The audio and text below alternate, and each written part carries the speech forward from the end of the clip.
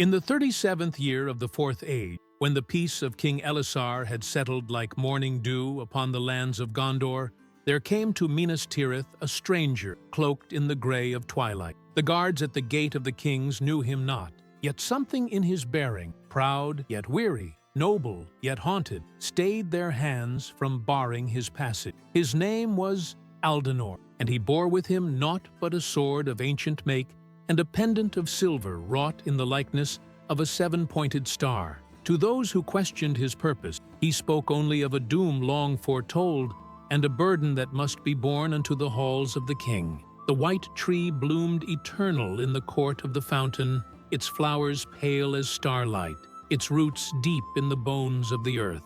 Yet on the night of Aldenor's coming, the tree's leaves whispered of sorrows yet to come, and Aragorn, son of Arathorn, felt a chill wind blow through his dream. "My lord," spoke Aldenor, when at last he stood before the throne of Gondor, "I am the bearer of tidings both dark and strange. In the ruins of Annúminas, beneath the stones where once the scepter of the north held sway, I have found that which was thought lost beyond all hope of finding." From beneath his cloak, he drew forth a circlet of mithril, set with a single gem that caught the light of the chamber and held it like captured fire. Upon its band were inscribed words in the Tengwar of old, and Aragorn's heart grew heavy as he read them, for the script was that of Gil-galad, and the words spoke of Elros Tar Minyatur, first king of Númenor and brother to Elrond half-elven. "This is the crown of the star kindred," whispered Aldenor, "wrought for the heirs of Elros, who chose the gift of men. Long has it lain hidden, waiting for the one who would unite the bloodlines of the elder and younger children of Ilúvatar in the hour of Middle-earth's greatest need." But Aragorn, wise in the lore of his people, shook his head in wonder and doubt. "The line of Elros flows in my vein, as in all the kings of Gondor and Arnor. What greater unity could there be than what already stands before you?" Then did Aldenor raise his eyes, and in them burned a light that was neither wholly of elves nor men, but something between and beyond both. "My lord king," said he, "I am Aldenor Elrosian, son of Elros reborn, and I bring word of a darkness that stirs in the deeps of the world. The straight road that leads to Valinor grows dim, and the music of the Ainur falters. Something stirs in the void that even the Valar fear to name." 7 days after the coming of Aldenor, there assembled in the houses of healing such a council as had not been seen since the days of the War of the Ring. Elrond Gil-galad's herald had come from Rivendell, bearing the weight of years and wisdom beyond measure.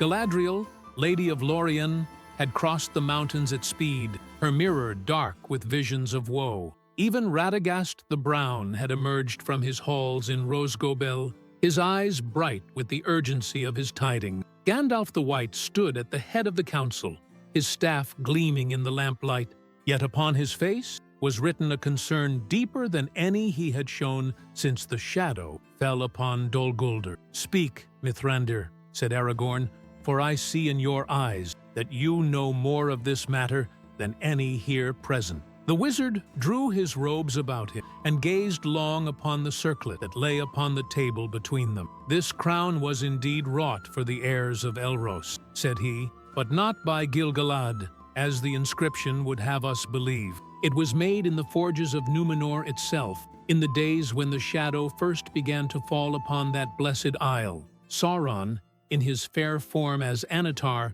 whispered of its making to the king's smiths, though they knew not the true purpose for which it was intended." A silence fell upon the council, cold as winter wind. "Then it is a thing of evil?" asked Elrond, though already his heart misgave him of the answer. "Nay," replied Gandalf, "yet neither is it wholly good. It is a thing of binding, wrought to unite not just the bloodlines of the firstborn and the followers, but something far more perilous. For Sauron sought to create a bridge between the seen and unseen worlds, that the power of the void might flow into Arda unchecked." At these words, Aldenor rose from his seat, and all could see that about him clung shadows that were not cast by any light in the chamber.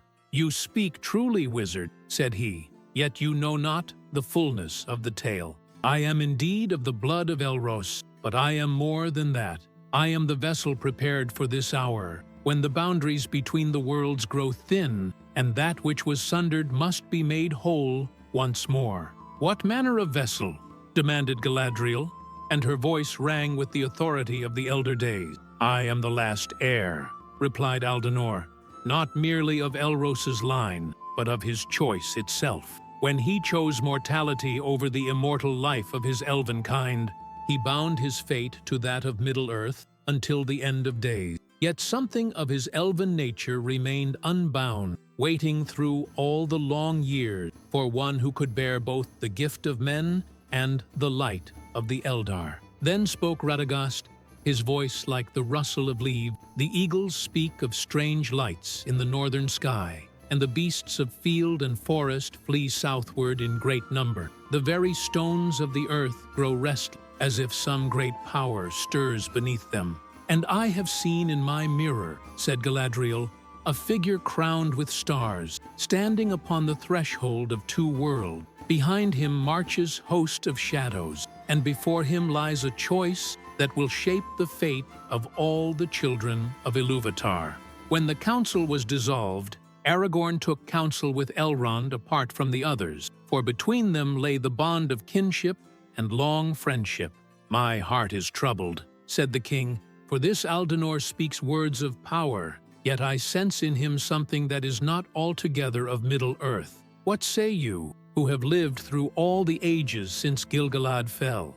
Elrond walked to the window and gazed westward toward the distant sea. "I remember my brother Elros as he was in the days of our youth," said he, "fair and proud, yet ever drawn to the dooms of mortal men. When he made his choice at the ending of the First Age, something passed from him into the circles of the world that has never found rest. I have long feared that this thing would manifest in the latter days, when the Song of Arda draws near to its close. Then you believe this claim of Aldenor, that he is more than mortal man? I believe that he is what he says he is, a vessel.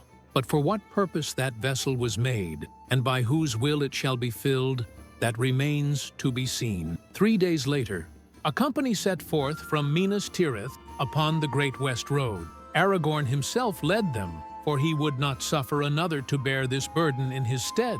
With him rode Aldenor, and a guard of the Dúnedain, 20 strong. Elrond had returned to Rivendell to search the archives for any lore that might shed light upon their quest, while Gandalf had taken the road to Edoras, seeking word from the riders of Rohan. For 7 days they journeyed through the green lands of Anorion and across the fords of Icin, until they came at last to the ancient realm of Lindon. Here the woods grew thick and old, and the very air seemed heavy with the memory of the elder days. It was in these woods that they first encountered the Nameless. The attack came without warning in the gray hour before dawn. Shapes of shadow and malice burst from the trees, neither orc nor troll, but something that seemed wrought of darkness itself.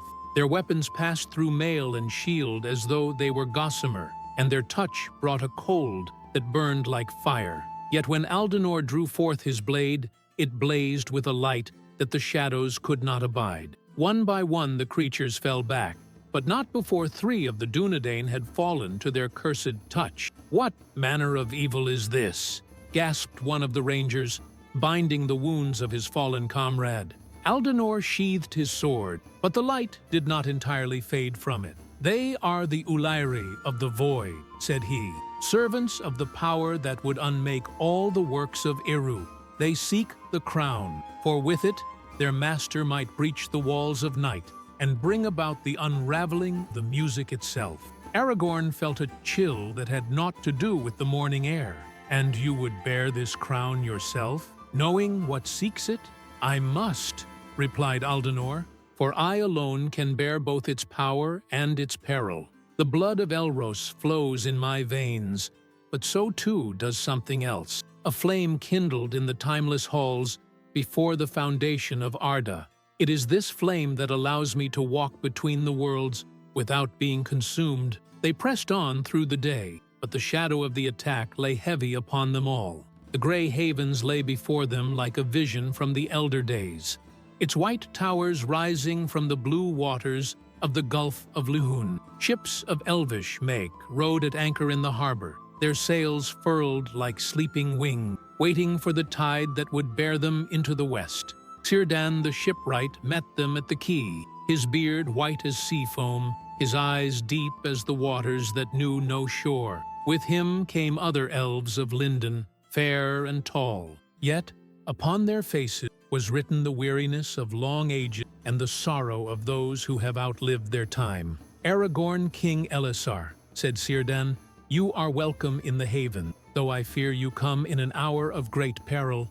The very foundations of the world tremble, and the ships of the Eldar grow restless upon the water." "We seek passage to Tol Eressëa," said Aragorn, "for there may be found wisdom to aid us in this dark hour." But Círdan shook his head.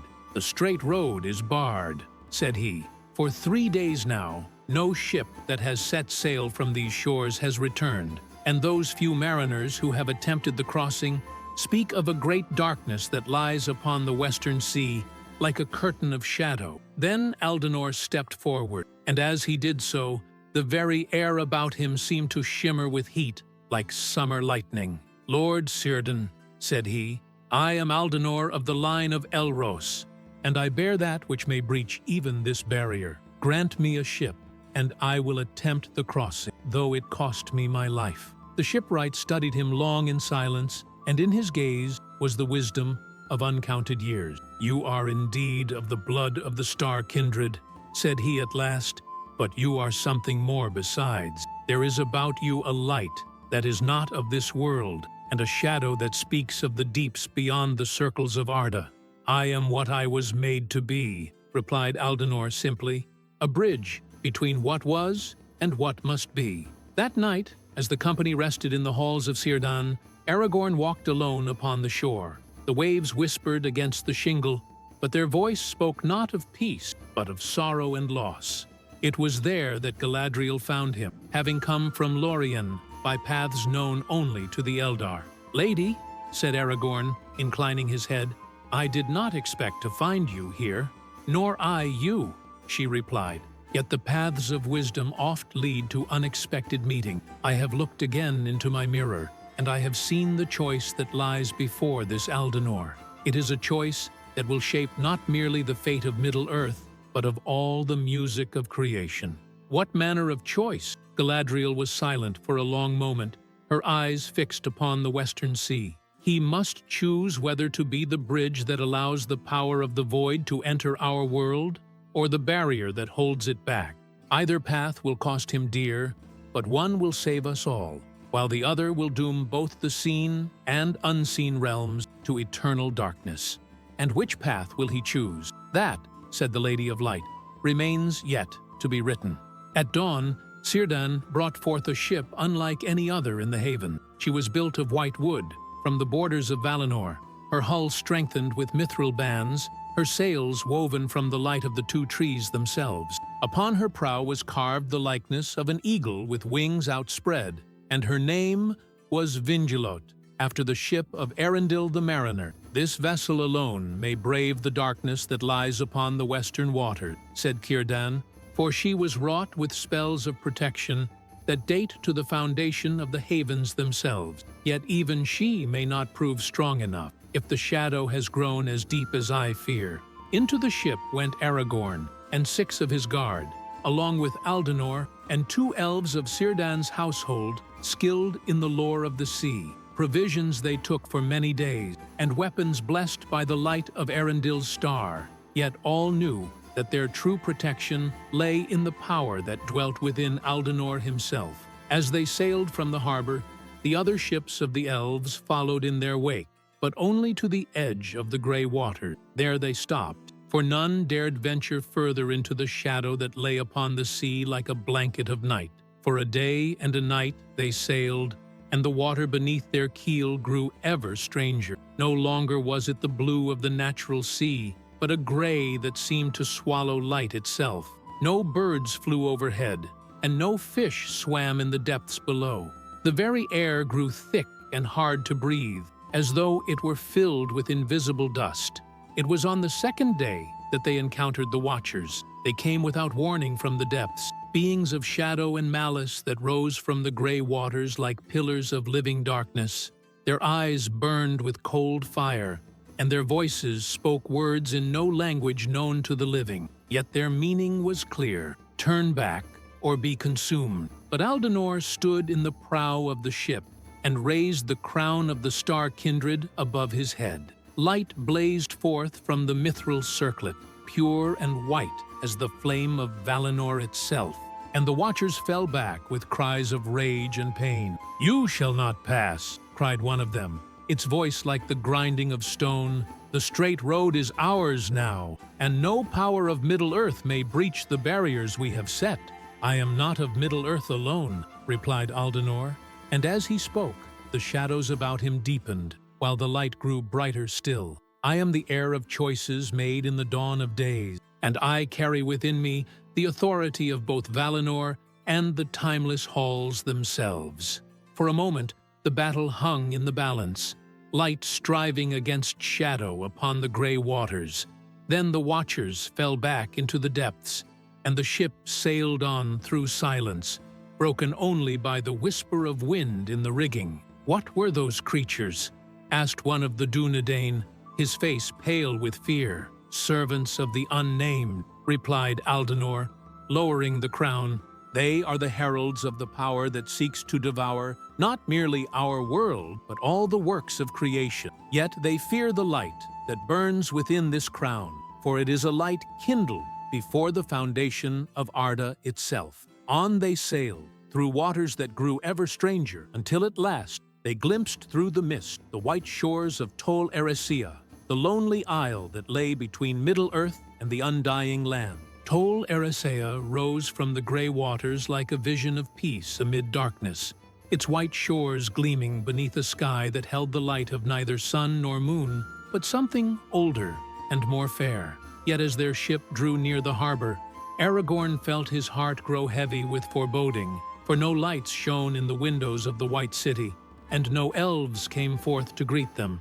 The harbor was filled with ships of elvish make, but they rode empty at their mooring, their sails hanging limp as though abandoned in haste. The very air was thick with silence, broken only by the gentle lapping of waves against the pier. "Where are the Eldar?"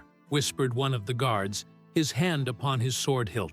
Aldenor stepped from the ship onto the white stones of the quay, and as his feet touched the blessed shore, light blazed briefly about him before fading to a gentle glow. "They have passed beyond," said he, "called to Valinor itself in this hour of greatest need. Yet they have left guardians behind, guardians that we must face if we would seek the wisdom we require." Through the empty streets they walked, their footsteps echoing strangely in the silence. The buildings they passed were fair beyond description, wrought of white stone that seemed to glow with inner light, their windows set with glass that caught and held the radiance of stars. Yet in every dwelling was the same emptiness, the same sense of hasty departure. At the heart of the city stood a tower of crystal and mithril, taller than the Tower of Ecthelion itself, its pinnacle lost in clouds that held their own light.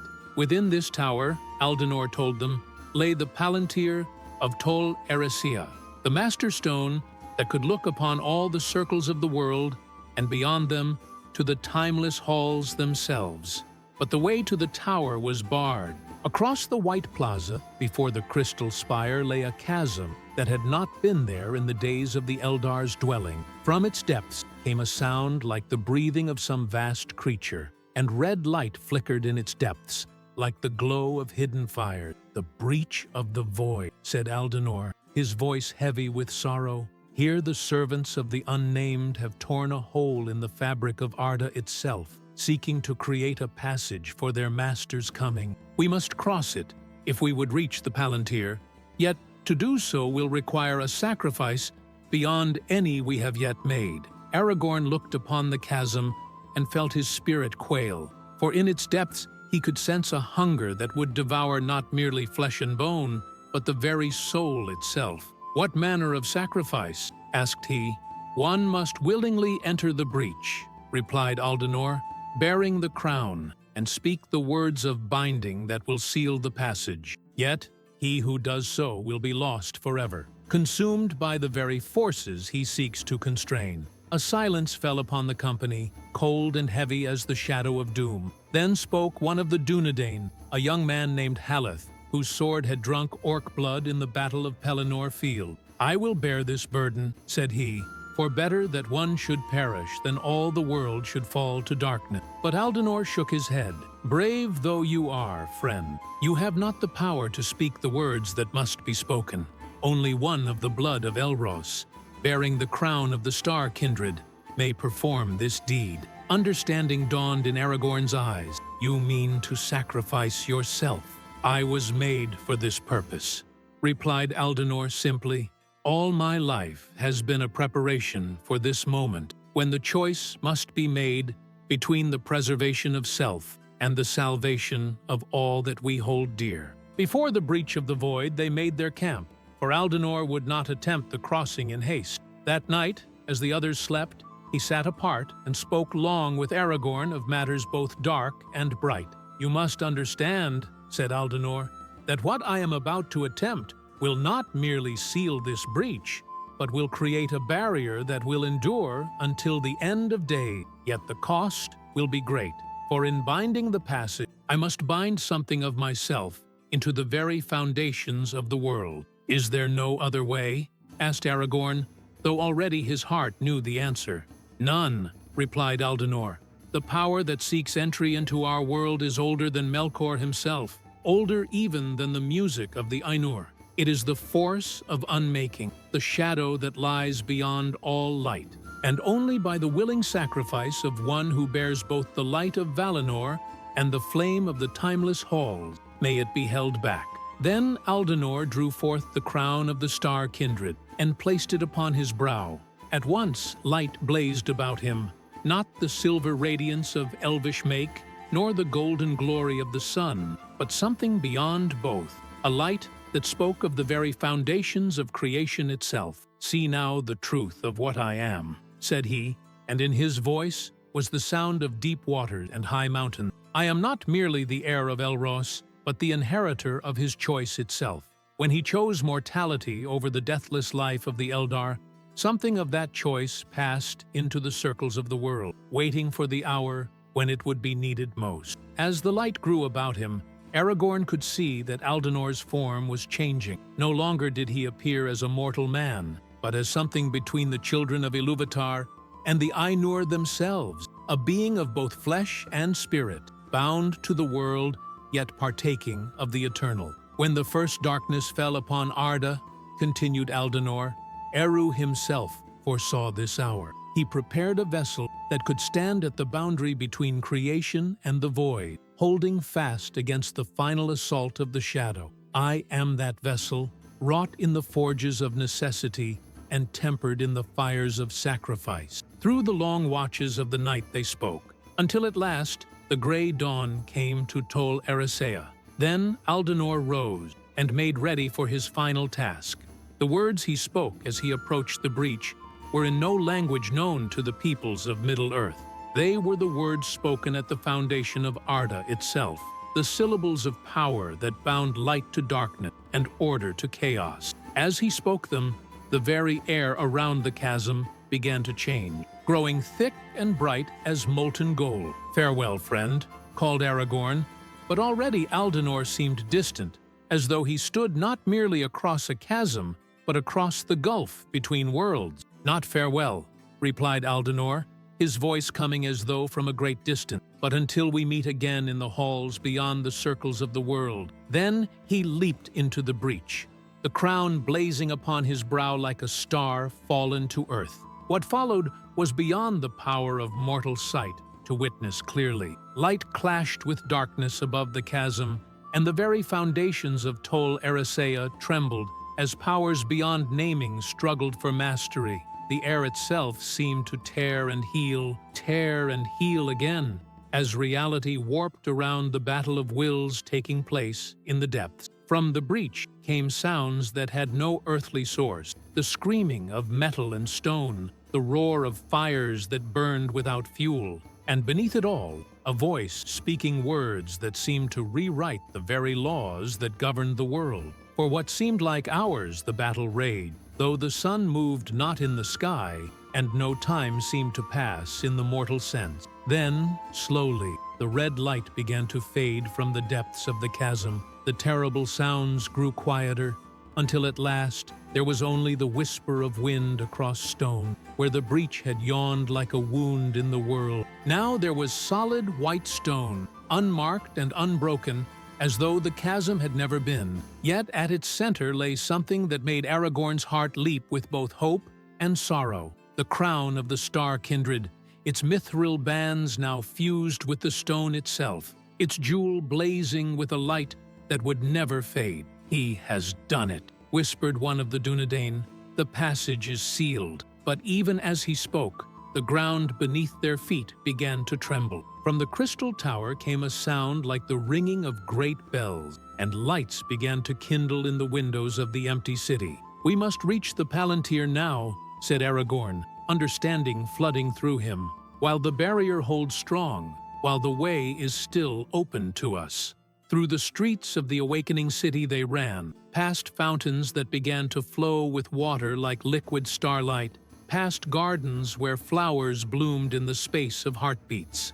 The tower's door stood open before them, though it had been sealed when they first approached it. Within the crystal spire, stairs of light led upward in a spiral that seemed to climb beyond the bounds of the tower itself. Up and up they climbed, past windows that looked out, not upon Tol Eressëa, but upon all the circles of Arda, the Shire green and peaceful, Rivendell fair in its hidden valley, the towers of Minas Tirith white against the sky. At the summit of the tower stood the Palantir of Tol Eressëa, greatest of all the seeing stones, save only the Master Stone that remained in Valinor itself. It was wrought of crystal clearer than water, larger than a man's head, and set upon a pedestal of mithril and gold. Aragorn approached it with reverence, for he knew the power that dwelt within such stone. As his hands touched its surface, vision flooded through him. Not the dark and twisted sight that Sauron had imposed upon the lesser stones,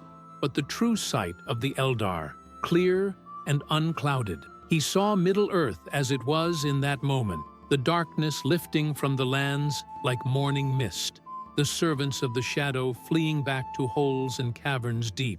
He saw Minas Tirith, where the white tree bloomed more fair than ever before, its light now holding something of the radiance that had blazed about Aldenor in his final hour. But most clearly of all, he saw the truth. In the depths of the Palantir, Aragorn beheld visions that stretched back to the very foundation of Arda. He saw the music of the Ainur as it was first sung, saw Melkor's discord weaving through the harmonies like a poison in fair water. He saw the creation of Middle-earth and the coming of the elves to the shores of Beleriand. And he saw Elros, not as history had recorded him, the mortal king who chose the doom of men, but as he truly was, a being caught between worlds, bearing within himself not merely the blood of both elves and men, but something far more precious and perilous. For Elros had been chosen by Eru himself to be a guardian, a watchman set to stand against the coming of the final darkness. The choice of Elros was never merely between mortality and immortality, came a voice, and Aragorn turned to see that he was no longer alone in the chamber. A figure stood beside him, tall and fair, with eyes that held the light of stars. Yet though his form seemed solid, Aragorn could see the crystal walls of the tower through his body. "Aldenor," whispered the king. "I am he, though I am also more than I was," replied the shade. "The sacrifice has been made, the barrier raised, yet something of what I was remains, bound now to the very stones of Arda, until the final darkness comes." What was the true nature of Elros's choice? The shade smiled, and in that smile was both sorrow and joy beyond measure. He chose to bind his essence to Middle-earth itself, becoming a living seal against the power that dwells beyond the void. Every king who came after him, Every heir of his line carried within them a fragment of that binding. You yourself bear it, as did the kings of Numenor before their fall. But why was this never known? Why was the truth hidden? Because knowledge of it would have weakened the binding, replied Aldenor. Each heir had to choose their path freely, without knowledge of the burden they carried. Only in the final hour, when the last choice had to be made, could the truth be revealed. In the crystal of the Palantir, new visions began to form. Aragorn saw the history of Middle-earth as it truly was, not merely the tale of kingdoms rising and falling, but the story of a great working, a pattern woven through millennia to prepare for this moment when the final assault would come. He saw the rings of power and understood that they too had been part of the pattern, not merely weapons against the darkness, but anchors binding the power of creation to the world. He saw the line of Isildur carrying their burden unknowingly through all the long years of exile and kingship. He saw his own life, every choice and deed guided toward this revelation. And now? Asked Aragorn. What comes next? Now the healing begins, replied Aldenor. The breach is sealed, but its effects have rippled throughout all the circles of the world. You must return to Middle-earth and take up the task that awaits you there, not merely as king of Gondor and Arnor, but as the guardian of the new age that is dawning. What manner of age? But even as he asked the question, the vision in the Palantir was changing, showing him scenes of wonder beyond his imagining. Through the crystal of the Seeing Stone, Aragorn beheld a Middle-earth transformed. The darkness that had lingered in the wild places since the elder days was lifting like mist before the sun. In the depths of Moria, the ancient halls began to ring again with the sound of hammer on anvil as the dwarves returned to their ancestral home. The Shire bloomed more fair than ever, its hills green as emeralds, its rivers running clear and sweet. But it was not merely the healing of old wounds that the stone revealed. In the Westlands, new cities were rising, built according to plans that seemed to come from the music of the Ainur themselves. Elves and men worked side by side in their construction, and even the dwarves emerged from their mountain halls to lend their skill to the great work. The binding of Aldenor has done more than merely seal the breach, spoke the shade beside him. It has opened new pathways between the kindreds of the children of Ilúvatar. No longer shall elves and men grow apart with the passing years, but shall work together toward the fulfillment of the music that was sung at the beginning of days. But what of the undying land? Asked Aragorn. Will the straight road remain closed forever? Nay, replied Aldenor, for the road was closed only to prevent the Shadow from using it as a pathway into Valinor itself. Already ships sail again from the Grey Havens, bearing those who would seek the blessed shore. Yet now they sail not in exile from Middle-earth, but as ambassadors between the world. In the vision, Aragorn saw Círdan's ships upon the western sea, no longer bearing the sorrowful burden of the exile of the Eldar, but carrying messages of hope and renewal between the lands of mortality and the realm of the Valar. And the crown?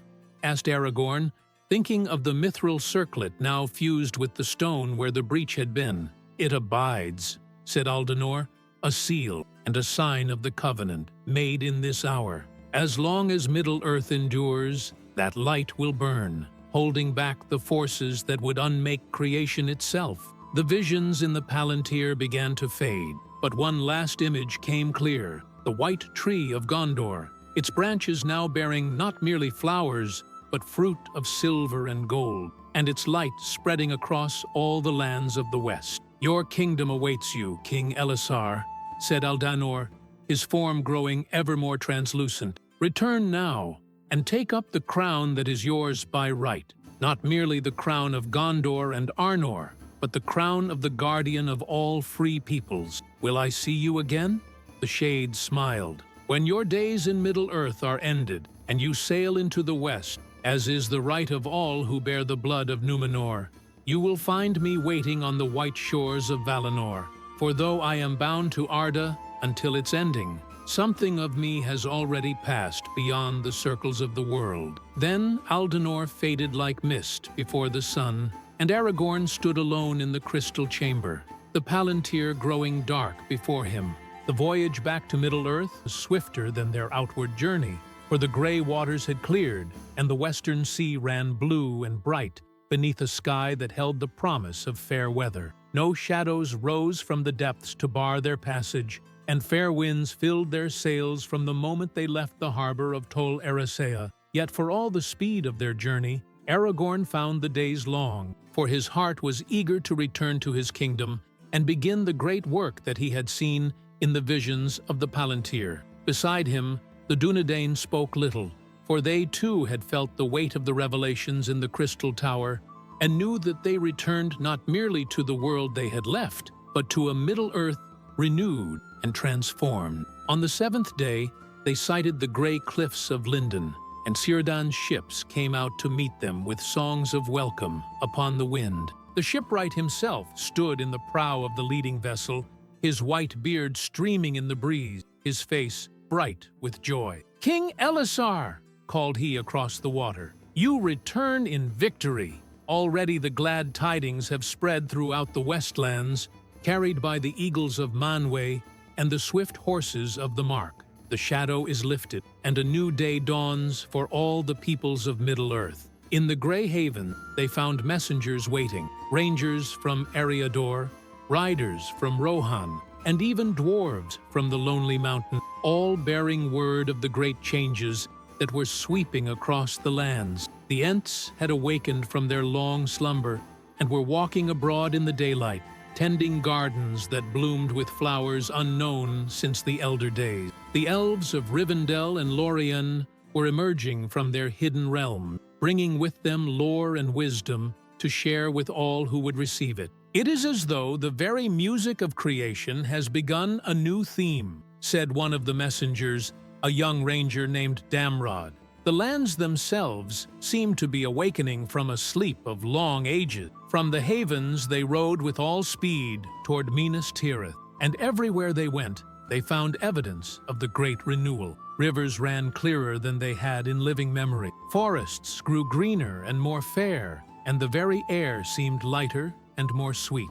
In the Shire, so the tidings ran, the harvest was beyond all measure abundant, and the hobbits spoke in wonder of crops that seemed to grow themselves. But it was when they came in sight of the White City that Aragorn truly understood the magnitude of the change that had been wrought. For Minas Tirith shone now with a light that was not of sun or moon, but seemed to come from within the very stones themselves. The white tree in the court of the fountain blazed like a beacon, its branches heavy with silver fruit, its roots extending deep into the bedrock of the city. At the gate, they were met by Faramir, Prince of Ithilien, his face bright with joy and wonder. With him came the lords of Gondor, and even Éomer, king of Rohan, who had ridden from Edoras at news of Aragorn's return. "My lord," said Faramir, kneeling before his king, "great things have come to pass in your absence. The mouth of Sauron has appeared before the gates of Minas Tirith, not as an enemy, but as a penitent, seeking forgiveness for his crime and offering his service in the healing of the lands he helped to wound." This was tidings beyond all expecting, for the mouth of Sauron had been chief among the servants of the Dark Lord, a being of malice and cruelty, whose very name had been a curse upon the lips of free men. "What manner of transformation is this?" asked Aragorn. "He claims that with the sealing of the breach, the bonds that held him to darkness have been broken," replied Faramir. "He has cast off his iron armor and his crown of black steel, and comes now garbed as a pilgrim, seeking to make amends for the evil he has done." In the days that followed, Aragorn would learn that such transformations were taking place throughout Middle-earth. Orcs were laying down their weapons and seeking new purpose in the service of the light. Trolls were emerging from their caves to help in the building of roads and bridges. Even the fell beasts that had once served the Nazgûl were becoming creatures of beauty, their forms changing as the shadow lifted from their hearts. It was the beginning of the age that would be known in later days as the Dominion of the Star Crown, when the light kindled by Aldenor's sacrifice would guide all the peoples of Middle-earth toward a destiny that surpassed even the dreams of the Eldar. 10 years had passed since Aldanor's sacrifice, and Middle-earth had become a realm of wonder beyond the dreams of the elder days. In the great library of Minas Tirith, scribes worked daily to record the marvels that came to pass. Cities built in a single night by the combined labors of all the free people, gardens that bloomed with flowers brought from Valinor itself, and children born with gifts that spoke of the mingling of mortal and immortal blood. Yet it was on the 10th anniversary of the sealing of the breach the greatest wonder occurred. Aragorn stood in the court of the fountain, watching the sunrise paint the white tower with gold and rose. The white tree had grown beyond all measure, its branches now reaching to the very walls of the citadel, its roots extending deep into the living rock of Mindolluin. Upon its highest branch hung a fruit unlike any that had come before, a silver globe that caught and held the light of dawn like a captive star. As the sun's rays touched this fruit, it began to glow with its own radiance. The light grew brighter and brighter, until all who beheld it were forced to shield their eyes. Then, with a sound like the ringing of crystal bells, the fruit burst open. From within, it stepped a figure that Aragorn knew well, though he had not expected to see him again in the circles of the world. Aldanor stood before him, no longer the shade he had appeared in the crystal tower, but restored to full life and flesh. Yet he was changed. About him clung an aura of starlight, and his eyes held depths that spoke of journeys beyond the boundaries of time and space. "My king," said Aldanor, inclining his head with the old familiar smile, "I bring greetings from the undying land, and news that will gladden your heart." "How is this possible?" whispered Aragorn. "I saw you fall into the breach.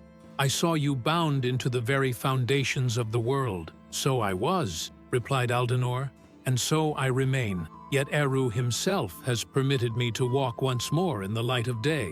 For there is a task yet to be completed, a crown yet to be bestowed." From beneath his cloak, he drew forth a circlet that made the crown of the star kindred seem as dim as candlelight before the sun. It was wrought of no earthly metal, but seemed to be made of crystallized starlight itself, set with gems that held the light of the two trees of Valinor. "This is the crown of the Dominion," said Aldanor, "wrought in the forges of Alle himself, and blessed by the breath of Eru.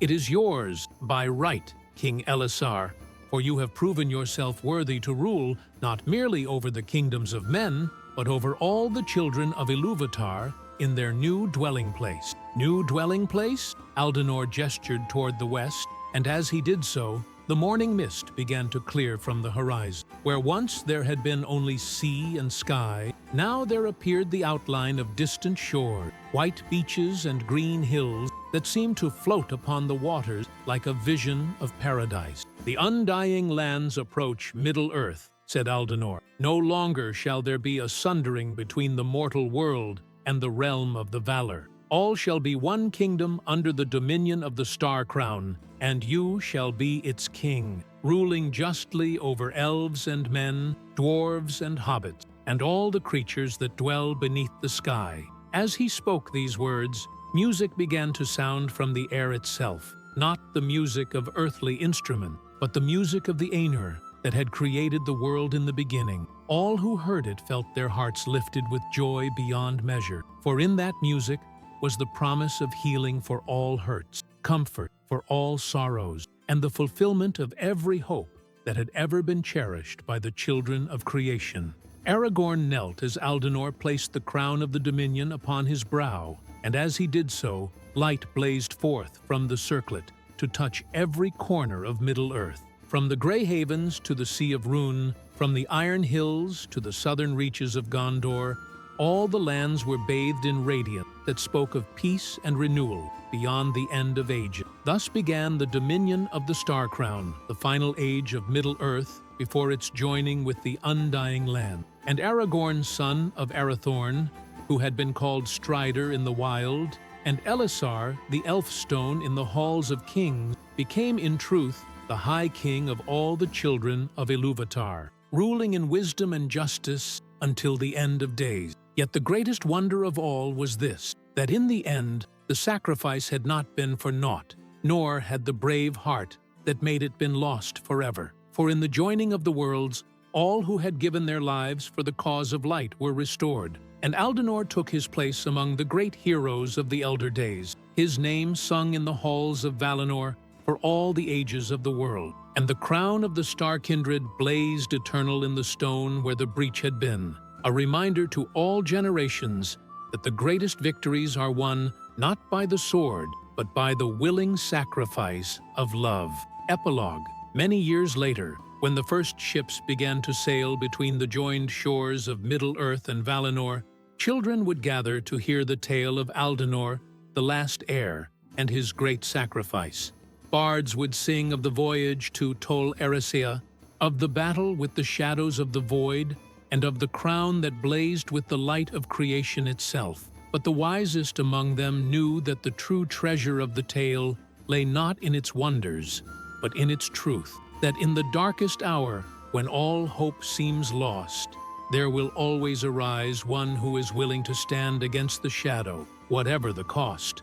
For this is the way of the children of Ilúvatar, and the source of their strength, that love is stronger than fear, hope brighter than despair, and sacrifice more powerful than all the weapons of darkness. And in the halls of the High King, where the crown of the dominion caught and held the light of the two trees, that truth blazed eternal, a beacon for all who would come after, until the music of creation reached its final, glorious chord. Here ends the tale of the last heir of Elros, as it was written in the Red Book of Westmarch and preserved in the libraries of the reunited kingdom for all the ages of the world.